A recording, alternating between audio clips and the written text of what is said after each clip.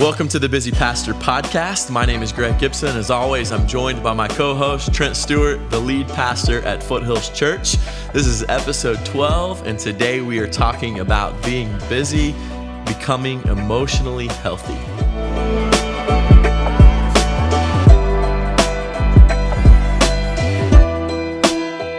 All right, well, welcome to the Busy Pastor Podcast, episode 12. And Trent, let's get right into the content today as we talk about becoming emotionally healthy. Our first question is, what are the indicators of a pastor who is not emotionally healthy? Yeah. Well, emotional intelligence, or what they call EQ, is important. I think the Bible would call that simply spiritual maturity. Yeah. So we're on the same vein as last episode a little bit. I think this is slightly different. We'll talk about that. But a low EQ would be someone who just mainly thinks about himself and only cares about himself. Whereas a spiritually mature person, or someone with a high emotional intelligence, is someone who's thinking about others, and they're thinking about how they can help other people meet Jesus and how they can help other people grow in their faith. And so I think there's evidence that's going to point to pastors and to leaders about where they are emotionally and healthy. Like I said last time, we don't tend to look at ourselves in the mirror and see these blind spots. So I think sometimes, when we're seeing it in other people, that should be an indicator that I need to question my own heart and do I see that in myself? And so I think someone, some indicators might be somebody that consistently avoids conflict. If you're not willing to have a difficult conversation, your emotional intelligence is probably pretty low. Like, you can't just continue to avoid conflict. Or on the flip side, you're somebody whose response to conflict is losing your cool, and your voice is raising, and your face is red, and you're getting loud, and those kinds of things. Yeah, so, 0 to 100 immediately. Yeah. Right. So there's no balance there. If you always have to be right, that's probably a pretty good indicator that you aren't emotionally healthy. So if you're arguing a point to death to prove that you're right, that's kind of a sign. And when you're refusing to listen to someone else's viewpoint as you're arguing, that'd be a good indicator. I think somebody with a lack of concern for just people's feelings. Yeah. So they're not empathetic. They're not really thinking about how other people are feeling about a certain situation. Right. Would be an example. Somebody who has a lack of respect towards a certain setting or a certain group of people. So that might be an example, might be like joking at the wrong time in that setting, or saying something inappropriate when it's a serious conversation, always trying to get a laugh instead of respecting that moment. I think is one of those blind spots or areas, evidence. And then I would also say having a victim mindset. So somebody that is blaming other people for the way they feel, or you're blaming church members for a lack of growth, or you're blaming your staff for a lack of growth in your church. I heard this from someone, I can't even remember, but if you've been there for more than 3 years at your church, then pretty much all the problems that are there are a result of your lack of leadership. You've had time to address it, or you created situations that are there. And so we don't want to have that victim mentality. And so, we want to become people who can cope with high emotions, high emotional situations. If you're not able to cope with that and deal with that emotional situation between a staff member or a church member, you want to get to that point. You can't just say, I can't deal with this now, or you walk away and ignore it. So I think those are just a few examples that mainly all of this is about just being inward focused and doing more for what I like and what I'm comfortable doing, instead of doing really what the right thing is. Yeah, I think when we see pastors who are not emotionally healthy, we're going to see extremes to the outbursts, right? And then we're going to see really low lows. Yeah. Right? So this roller coaster of emotions, and it's so tied, like you said, it's so tied to last week's episode, being spiritually healthy. Yeah. Right? And these evidences often overlap when a pastor's not spiritually healthy and when a pastor's not emotionally healthy. And I think this is such an important conversation because like you just said, it is an indicator of your leadership. Yeah. Right? Your emotional health is going to give you a leadership lid as a pastor. And people are going to be able to see that. It's going to affect how you preach. It's going to affect how you lead your family, and even in so many other ways. And so, so Trent, what are the marks of emotional health in a pastor that we do want to see, that you want to see in yourself even? Well, I think you want to be as healthy as you can possibly be. And so in order to do that, I've got to work on me. Right. I got to work on me, and I've got to be honest about where I'm at and what I'm dealing with. And we want to portray that to our people because we want to model what that looks like. And so we're modeling emotional health, and we want to do that in a healthy way so that people, aspire to handle situations like we are. And I think the first thing we want to portray as emotionally healthy leaders is just steadiness.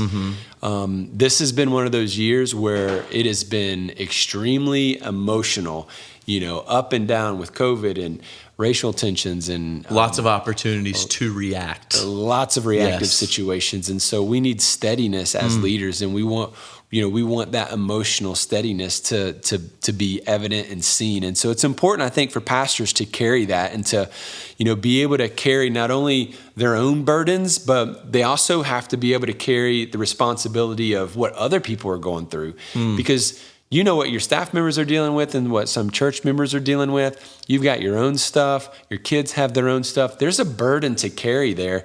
And so we have to be able to process that burden. We have to be able to hand that off to the Lord and say, I can't do anything I can do what I can do. And then after that, God, I give the rest to you. You're in control. But that helps with that steadiness. But as pastors, people are looking to us for leadership and guidance, and they're watching. And so we want to present that emotional intelligence of just not getting to a point of just being so high emotionally that you're overreacting. And then kind of the other side would be just not saying or doing anything to where it looks like you don't care. Right. And so there's just that balance, I think, that we have to present ourselves on, even on social media, but even from the pulpit on Sunday mornings, of how we are being steady with whatever situations we're dealing with. And that's going to just portray consistency. Your people need to see that they can count on you to be consistent. If you're not consistent, people tend not to follow you. You're there sometimes, you're not there sometimes, you're on point, you're not. We don't know about this guy. Our people need to see that we are consistent. They need to see that we're committed. We're committed to the church, we're committed to them, we're committed to the community, and they also need they need clarity. People are really, really just leaning into this idea of clarity right now. They want to know, where are we going? How are we dealing with this? Give us clarity of what we're supposed to be doing. Yeah, so consistent, committed, clear. I want to just reemphasize that because that's so important, I think, when we talk about emotional health, equaling leaders who are steady, right? And there's so much. COVID has heightened the reactive lane, and I think one thing that you said that I want to come back to is that in leadership and in guidance of our people are watching us.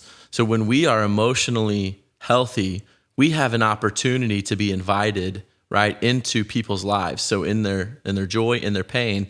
And so we're going to be able to serve people, right? And I think when we are emotionally healthy, we attract emotionally healthy people too. So we're going to see our church become healthier as we are, as you said, consistent, committed, and clear in how we just present and portray ourselves to our church. And so what are some other ways that we can be emotionally healthy as pastors? I think people need to know that we are safe. Yes. We're a safe leader. If they share something with us, we have the ability to keep it confidential. They know that, we will protect, and we will shepherd, and we will guide, that we're not afraid to stand in the gap of, whether it be, criticism that somebody might be taking or, flack or whatever it is, that we're willing to step into that situation and have their back and speak into that and support them. And so I think in a world where there are so many unsafe male leaders, I think it's important that pastors, fill that with a confidence and with a safety that people can just trust us. Because, over the years, pastors have, the stories get, laid out on social media and in the news, and they blow up, one or two situations that happen, and then all of a sudden everybody thinks that, ill will towards pastoral leadership. And so I think it's important, like, we portray that safety. Yeah, I think when people stop trusting us, they stop inviting us into their life, right? So when we are steady and when we are safe, people are saying, hey, we want your input, we want your counsel, we want your shepherding, we want your voice in our life.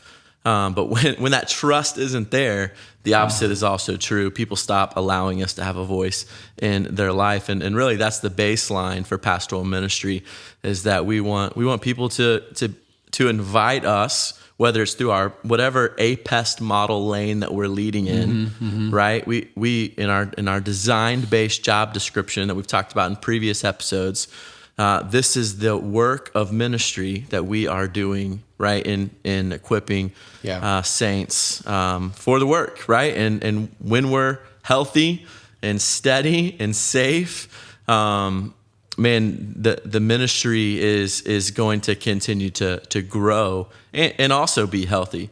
Also, a couple other ways how we manage conflict, right, is going to be ways where we show signs of emotional health.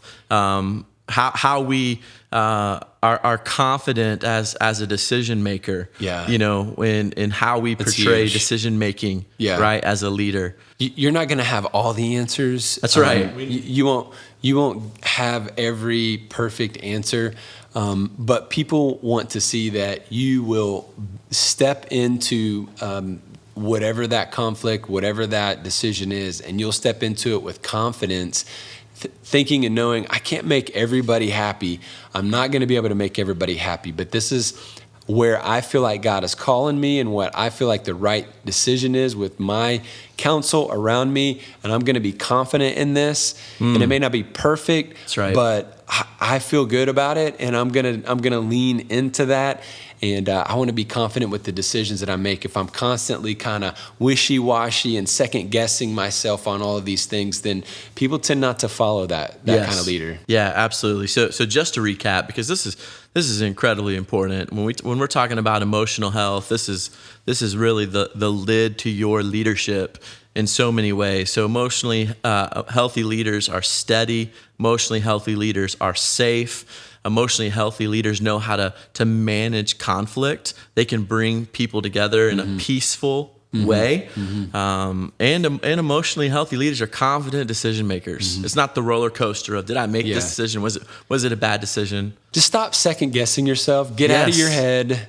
You're not going to make people... Listen, we'll go back to that last episode for a second where we talked about idols. If we're constantly second guessing decisions, then perhaps an idol is we've become a people pleaser and we care more about pleasing people than pleasing the Lord.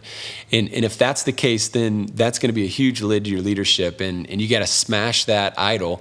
And not that you want to give the impression that you don't care about what people think. No, that's not it. We want to get to a point to where I value what people say, but at the end of the day, as the pastor, as the leader, you've got to make a call, and you've got to be confident about that call. And we're not in the business of pleasing the masses. We're in the business of pleasing the Lord.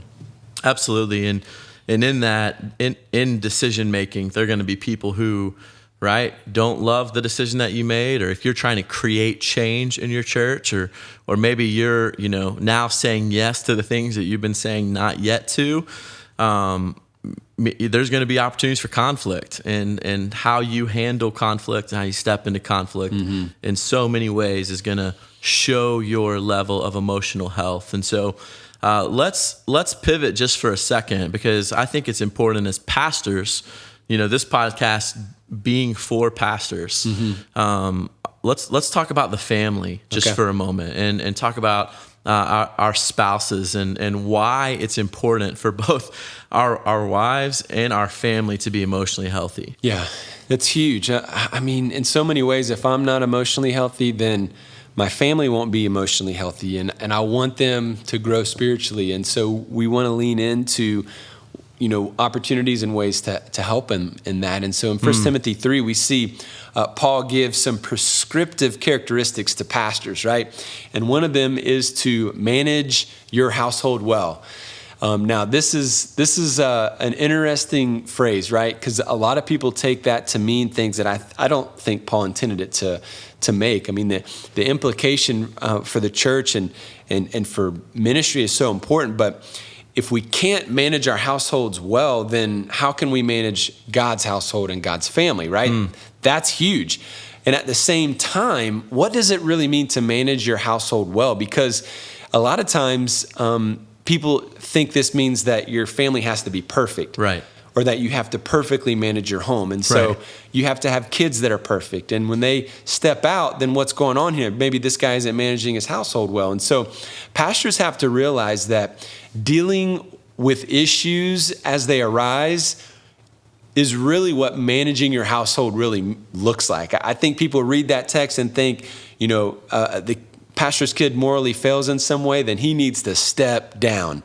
I totally disagree with that. It's not what Paul is saying.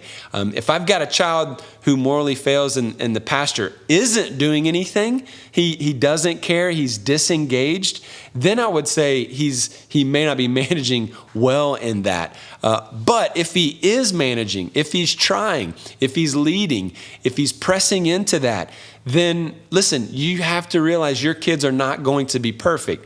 So you don't have to worry about if something happens, they make a dumb mistake at school or whatever, now all of a sudden your ministry's in jeopardy. You got to slow down here and realize that when they mess up, and they will mess up, as leaders who are managing our household well, we just manage it.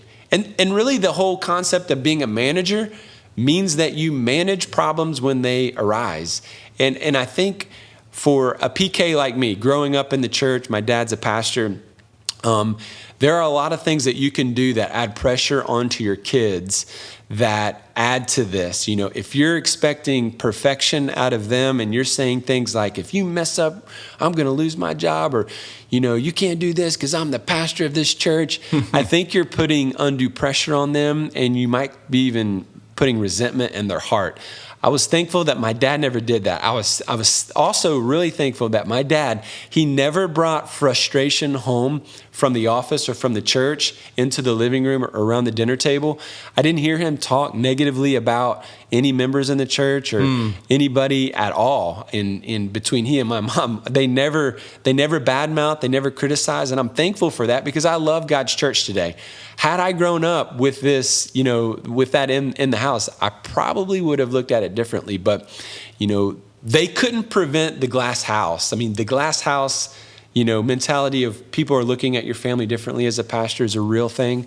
They couldn't prevent that. You can't stop or control how people put pressure on you and things that they say outside of, that put that pressure on you. But I think when it comes to this, you've got to allow your kids to make mistakes and see that as an opportunity to help your kids mature in their faith. Yeah, I think that's so good. We've all heard the saying that most things are more caught than taught.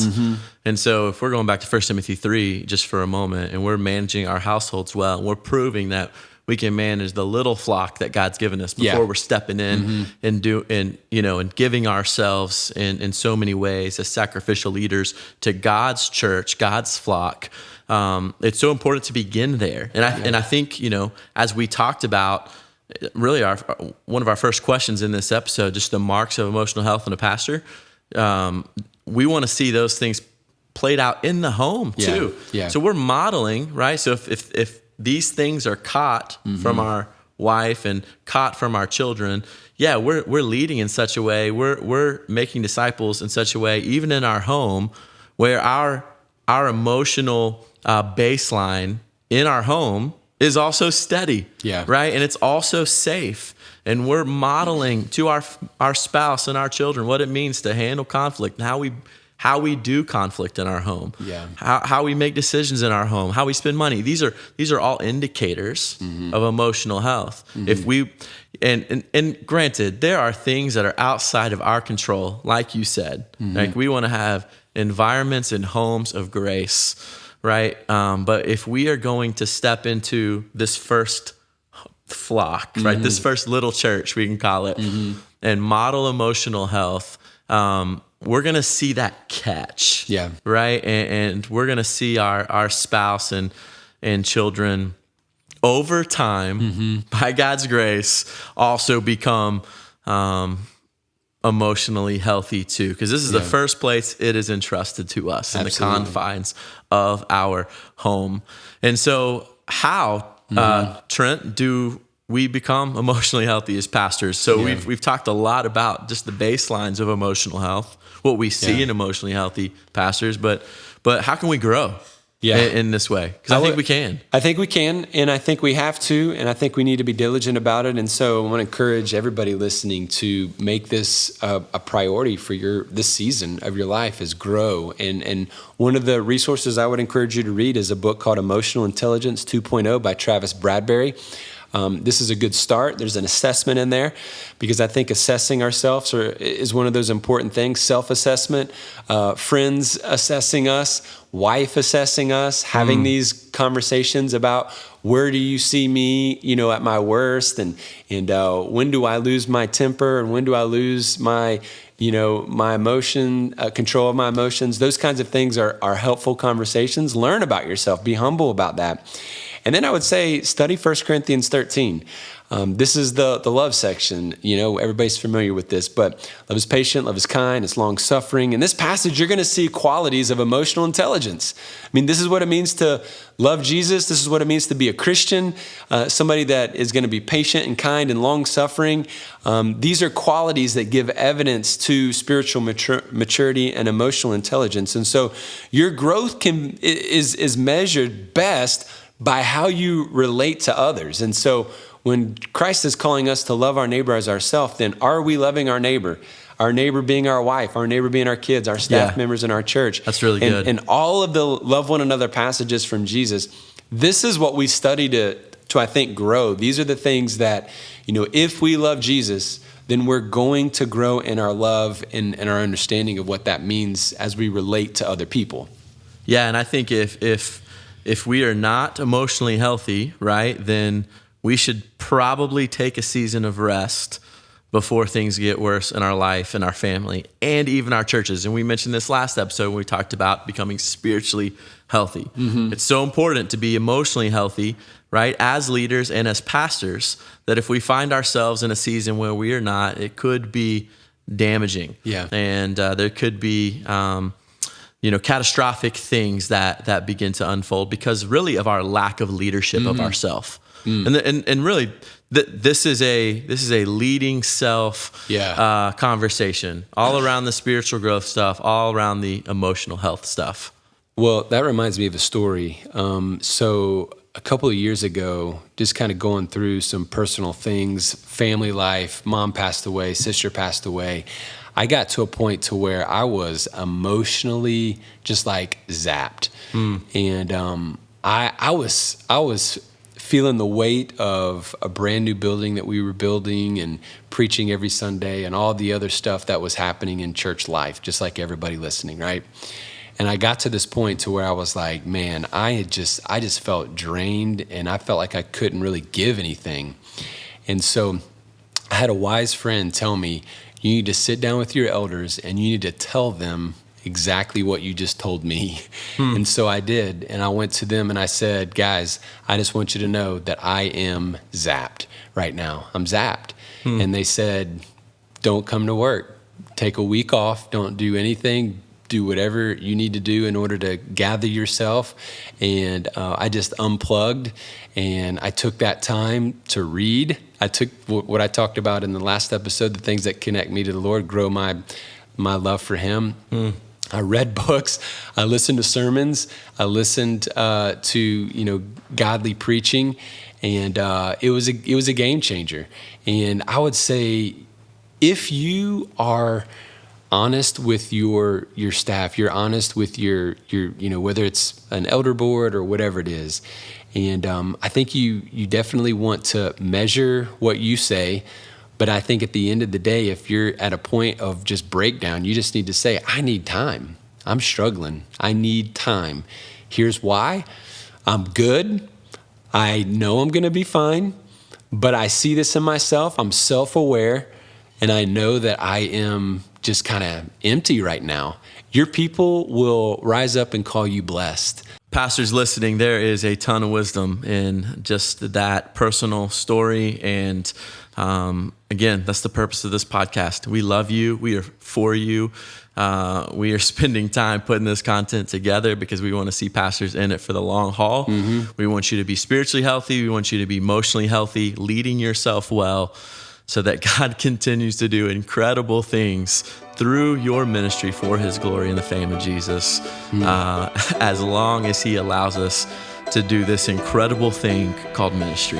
Thank you for listening to the Busy Pastor podcast. As we close today's episode, as always, we want to invite you to do a few things. First of all, subscribe to the podcast. And if you like today's episode, leave us a review wherever you listen to your podcast. Secondly, follow us on Instagram and Facebook at Busy Pastor. And today's episode is brought to you by the Saturday night parties that happen right when we begin studying for our sermons. It's been quiet all day, and then all of a sudden the kids come out and decide to throw a party in your house. Right when we are ready to study. If you'd like to sponsor the Busy Pastor, email us at info@busypastor.org. Next time, we're talking about becoming busy, becoming physically healthy. Until then, let's be busy with the right things.